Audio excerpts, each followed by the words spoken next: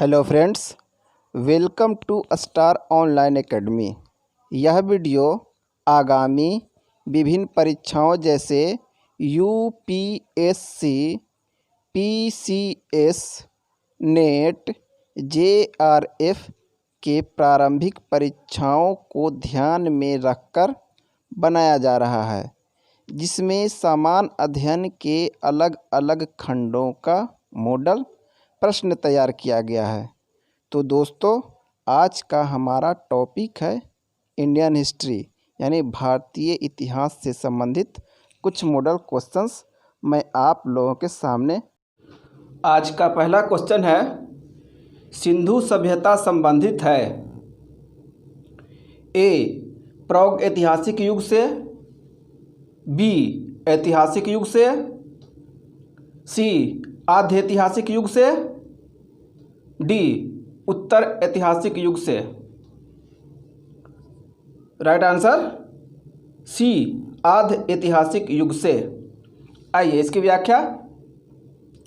लेखन कला के ज्ञान से पहले का कालखंड आद्य ऐतिहासिक कालखंड होता है। भारतीय इतिहास में 2500 ईसा पूर्व से 600 ईसा पूर्व का कालखंड आद्य ऐतिहासिक कालखंड माना गया है। सैंधव सभ्यता आद्य ऐतिहासिक काल की सभ्यता है, क्योंकि यहाँ पर लेखन कला का ज्ञान तो है, लेकिन अभी तक उसको पढ़ा नहीं जा सका है, जिससे इतिहास निर्माण में इसका उपयोग नहीं किया जाता है। नेक्स्ट, आर्य शब्द इंगित करता है ए निर्जातीय समूह को, बी यायावरी जन को, सी भाषा समूह को, डी श्रेष्ठ वंश को। राइट आंसर डी श्रेष्ठ वंश को। आइए इसकी व्याख्या। आर्य प्राचीन भारतीय, यूरोपीय एवं प्राचीन ईरानी भाषा बोलने वाले के लिए प्रयुक्त शब्द है। वैदिक संस्कृति में आर्य शब्द श्रेष्ठ, शिष्ट अथवा सज्जन तथा नैतिक अर्थ में महाकाल, कुलीन, सभ्य, साधु आदि के लिए प्रयुक्त हुआ है। सायणाचार्य ने अपने ऋग्भाष्य में आर्य शब्द का अर्थ विज्ञ, यज्ञ का अनुष्ठान, विज्ञ, श्रोता, विज्ञान, आदरणीय अथवा सर्वत्र गंतव्य, उत्तम वर्ष, मनु, कर्मयुक्त और कर्मानुष्ठान से श्रेष्ठ आदि बताया है। अतः आर्य संस्कृत भाषा का शब्द है, जिसका शाब्दिक अर्थ श्रेष्ठ या कुलीन है। नेक्स्ट, मगध का कौन सा सम्राट अप्रो परशुराम के नाम से जाना जाता है? ए महापद्म नंद, B Ajatashatru, C Bindusara, D Kalashoka. Right answer A Mahapadma Nanda. आइए इसकी व्याख्या देखते हैं। मगध पर शिशुनाग वंश के पश्चात नंद वंश का वर्चस्व स्थापित हुआ। नंद वंश का संस्थापक महापद्म नंद अथवा उग्रसेन था। पुराणों में महापद्म नंद को सर्वछत्रांतक और अप्रो परशुराम कहा गया है। नेक्स्ट, निम्नलिखित में से किस स्रोत में अशोक के राज्यकाल में तृतीय बौद्ध संगीति होने का उल्लेख मिलता है?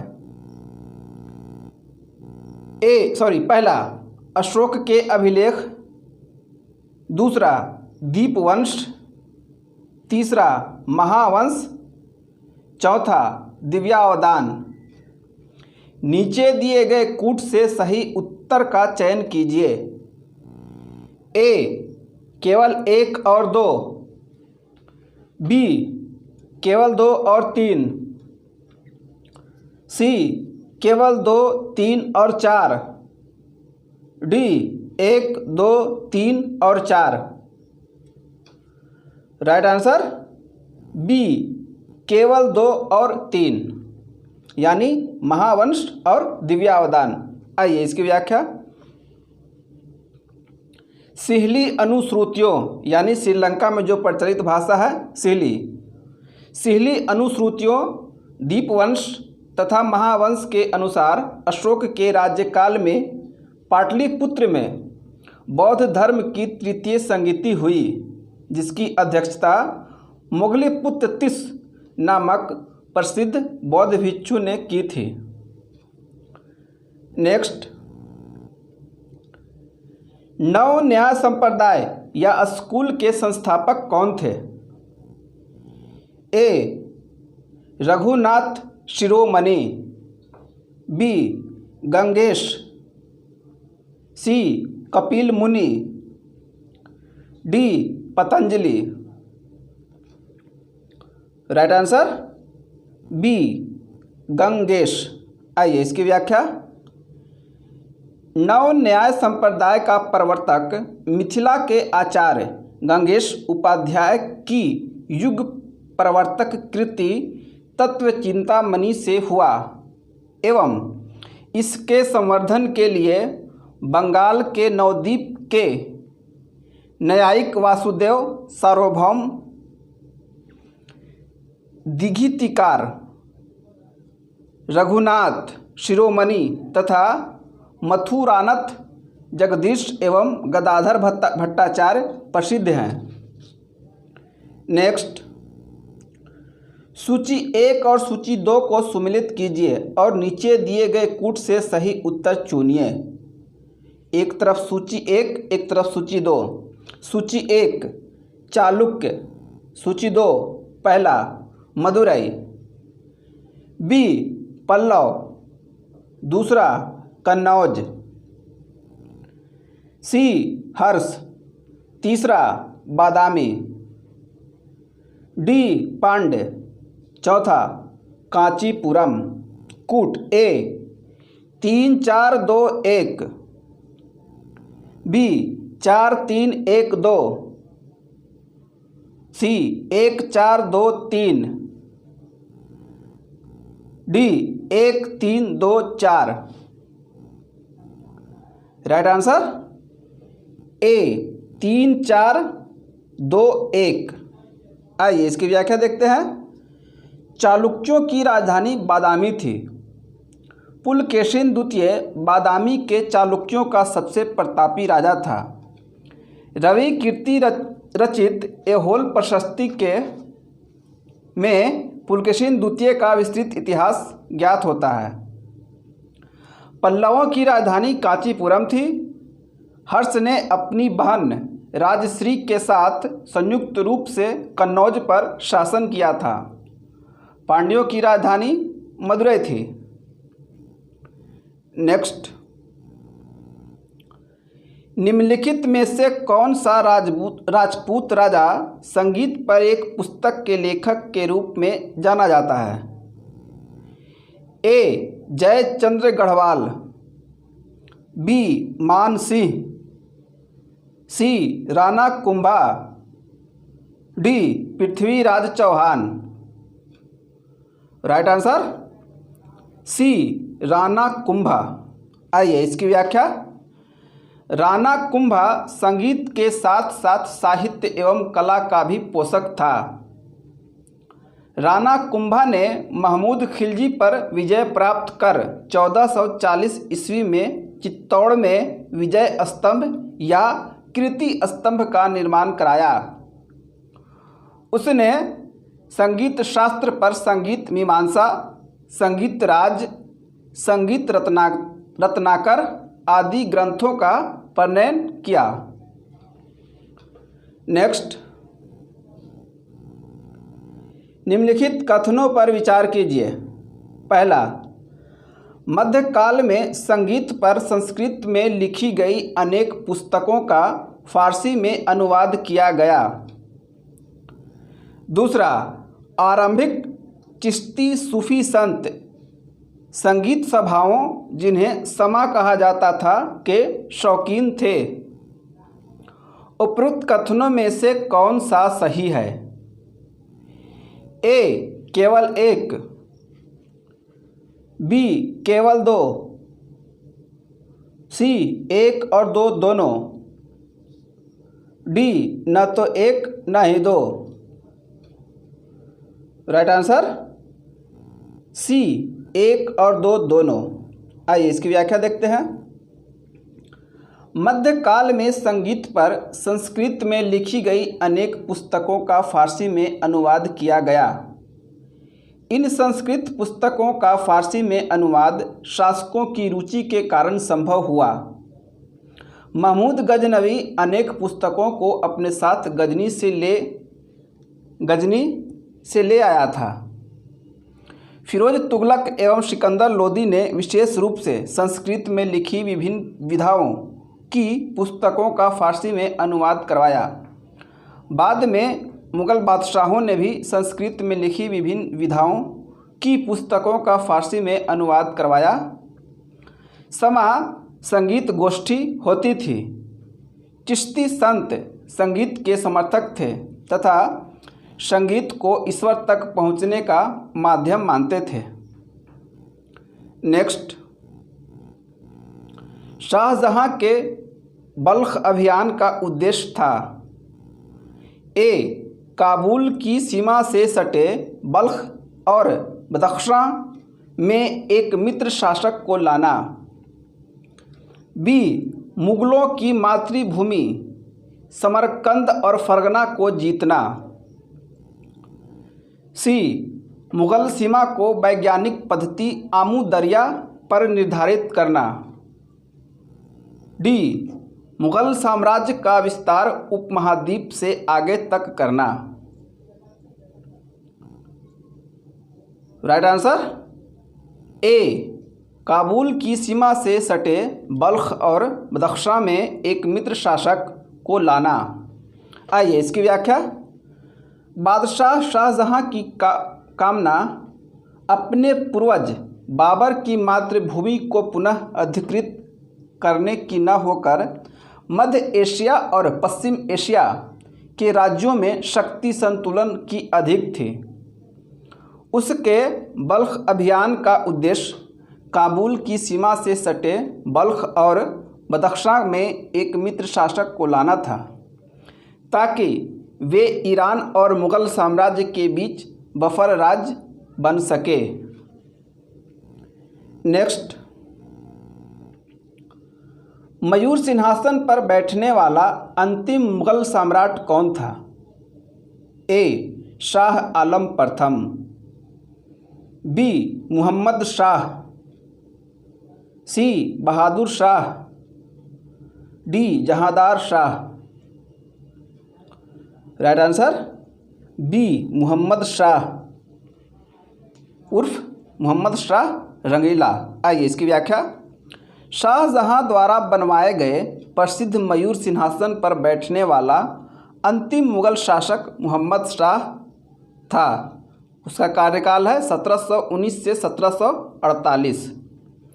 इसके काल में ही नादिर शाह 1739 ईस्वी में भारत पर आक्रमण किया और करनाल युद्ध में मुग़ल सेना को पराजित किया था। समकालीन लेखक आनंद राम मुखलिस के अनुसार नादिर शाह ने अपने साथ 60,000 रुपये, कई हज़ारों की अशरफियाँ, 1 करोड़ रुपया का सोना, 50 करोड़ के जवाहरात, कोहिनूर तथा तख्ते ताउस या मयूर सिंहासन भी ईरान ले गया। नेक्स्ट, निम्नलिखित में से कौन सा युद्ध था जिसके भारत में ब्रिटिश प्रभुत्व को प्रारंभ किया?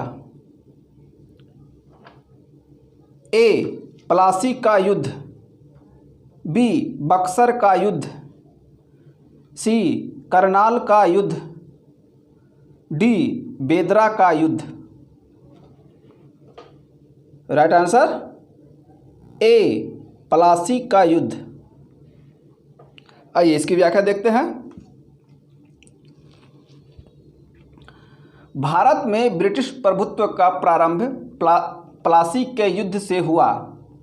प्लासी के युद्ध 23 जून 1757 में रॉबर्ट क्लाइव के नेतृत्व में अंग्रेज़ों ने बंगाल के नवाब सिराजुद्दौला को पराजित किया। नवाब की सेना 3 राजद्रोहियों मीर जाफ़र, यार लतीफ़ और राय दुर्लभ की सेना के नायकत्व में थी। नवाब की एक अग्रगामी टुकड़ी के नेता मीर मदन और मोहन लाल थे। सहसा एक गोली से रणभूमि में ही मदन मारा गया। नवाब सिराजुद्दौला द्वारा अपने प्रमुख अधिकारियों से मंत्रणा के दौरान मीर जाफ़र ने उसे पीछे हटने को कहा तथा यह भी कहा कि नवाब को सेना का नेतृत्व सेना अध्यक्षों के हाथों में छोड़ युद्ध क्षेत्र से चले जाना चाहिए। सिराजुद्दौला वापस मुर्शिदाबाद लौट गया। यही उसकी हार का कारण बना।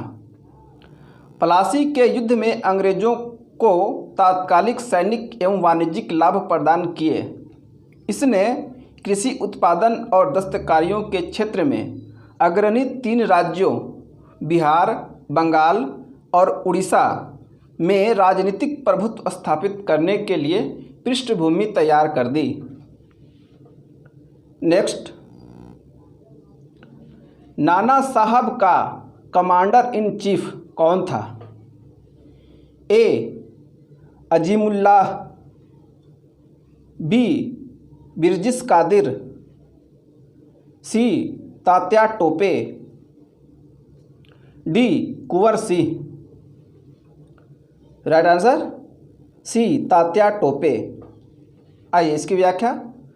कानपुर में 5 जून 1857 को नाना साहब को पेशवा मानकर स्वतंत्रता की घोषणा की गई। नाना साहब के सेनापति commander in chief Tatya Tope से बहुत सहायता मिली थी। नेक्स्ट, ब्रिटिश औपनिवेशिक व्यवस्था के विरुद्ध 1857 से पूर्व भारत के विभिन्न भागों में हुए निम्न विद्रोहों को सही घटनानुक्रम के अनुसार रखें। पहला, बंगाल का सिपाही विद्रोह। दूसरा, कच्छ का विद्रोह। तीसरा, वेल्लोर का सिपाही विद्रोह। चौथा, संथाल विद्रोह। पांचवा, कोल विद्रोह। कूट A 1, 3, 2, 5, 4, B 2, 3, 1, 5, 4, C 4, 1, 3, 2, 5, D 3, 1, 2, 4, 5। Right answer A 1, 3, 2, 5, 4।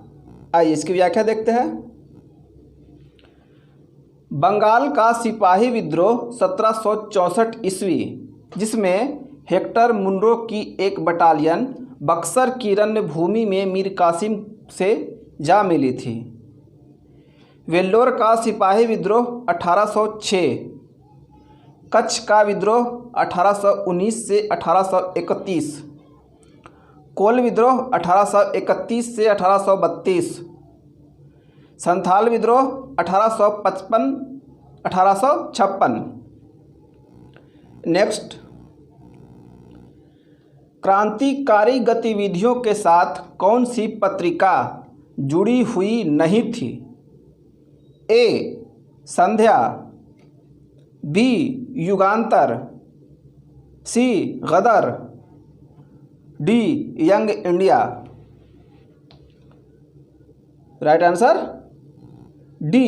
Young India. आइए इसकी व्याख्या।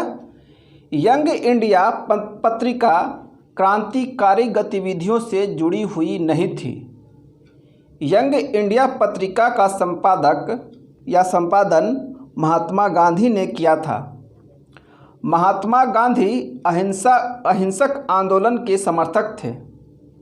वर्ष 1913 में सोहन सिंह भाकना ने Hindustan association of the pacific coast नामक संस्था की स्थापना की। इस संस्था ने गदर नामक अखबार निकाला, जिससे इस संस्था का नाम ही गदर पार्टी पड़ गया। युगांतर तथा संध्या पत्रिकाएं भी क्रांतिकारी गतिविधियों से संबंधित थी। नेक्स्ट, निम्नलिखित कथनों पर विचार कीजिए। पहला, 19वीं सदी के सामाजिक आर्थिक आंदोलन के कारण भारत का आधुनिकीकरण हुआ। दूसरा, सामाजिक आर्थिक आंदोलन के मूल्य में बुद्धिवाद, वैज्ञानिक दृष्टिकोण तथा अन्य ऐसे विचार थे जो आधुनिकता के आधार माने जाते हैं। उपरोक्त वक्तव्यों में से कौन सा सही है? ए केवल एक, बी केवल दो, सी एक और दो दोनों, डी न तो एक न ही दो। राइट आंसर सी, एक और दो दोनों। आइए इसकी व्याख्या देखते हैं। 19वीं शताब्दी के धार्मिक एवं सामाजिक सुधार आंदोलनों का भारत के आधुनिक इतिहास में विशेष स्थान है। इस आंदोलन ने बुद्धिजीवियों और मध्यम वर्ग को सर्वाधिक प्रभावित किया। इन सामाजिक आंदोलनों के कारण भारत का आधुनिकीकरण प्रारंभ हुआ। इसके मूल्य में बुद्धिवादी तथा वैज्ञानिक दृष्टिकोण निहित थे, जो आधुनिकीकरण के आधार स्तंभ माने जाते हैं। नेक्स्ट, भगत सिंह का स्मारक स्थित है। A Ferozepur, B Amritsar, C Lahore, D Gurdaspur. Right answer A Ferozepur. आइए इसकी व्याख्या। फिरोजपुर में शहीद भगत सिंह का स्मारक स्थित है, जहां प्रति वर्ष 23 मार्च को हजारों लोग श्रद्धांजलि अर्पित करते हैं। नेक्स्ट, होम रूल आंदोलन भारत की स्वतंत्रता संग्राम के एक नए चरण के आरंभ का द्योतक था, क्योंकि ए इसने देश के सामने स्वशासन या सेल्फ गवर्नमेंट की एक ठोस योजना रखी। बी आंदोलन का नेतृत्व महात्मा गांधी और बाल गंगाधर तिलक के हाथों में था। सी हिंदुओं और मुसलमानों को एक नए संयुक्त संघर्ष आरंभ किए। डी इसने अतिवादियों और उदारवादियों के बीच पुनर्मेल स्थापित करके भारत को स्वतंत्रता दिलाने में महत्वपूर्ण योगदान दिया।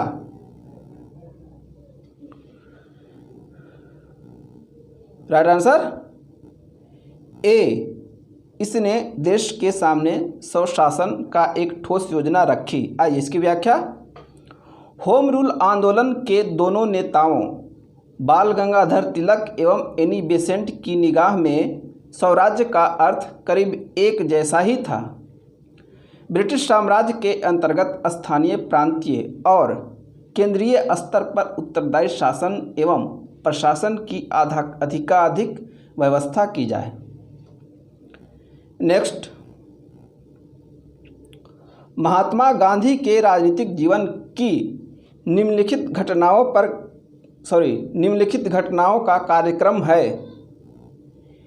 ए चंपारण सत्याग्रह, बी अहमदाबाद मिल हड़ताल, सी खेड़ा, डी असहयोग आंदोलन।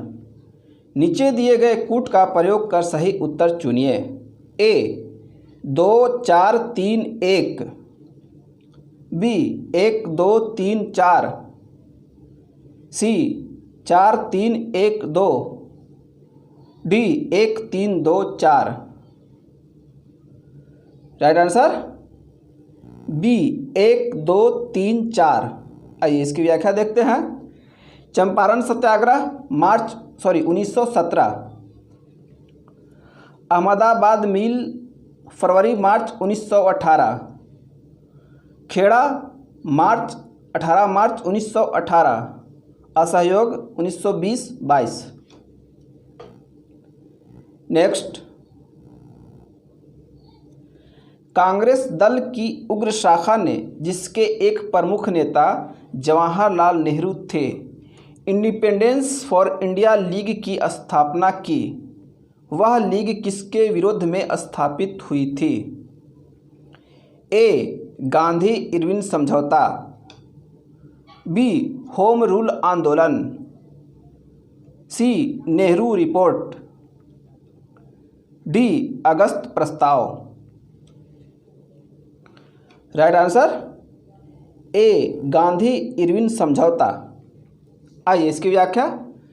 जवाहरलाल नेहरू के नेतृत्व में युवा और उग्रवादी राष्ट्रवादियों ने नेहरू रिपोर्ट पर आपत्ति रखी। ये पूर्ण स्वराज को तात्कालिक लक्ष्य के रूप में रखने की मांग कर रहे थे। फलतः जवाहरलाल नेहरू और सुभाष चंद्र बोस ने इंडिपेंडेंस फॉर इंडिया लीग के रूप में कांग्रेस के भीतर एक दबाव समूह का निर्माण किया।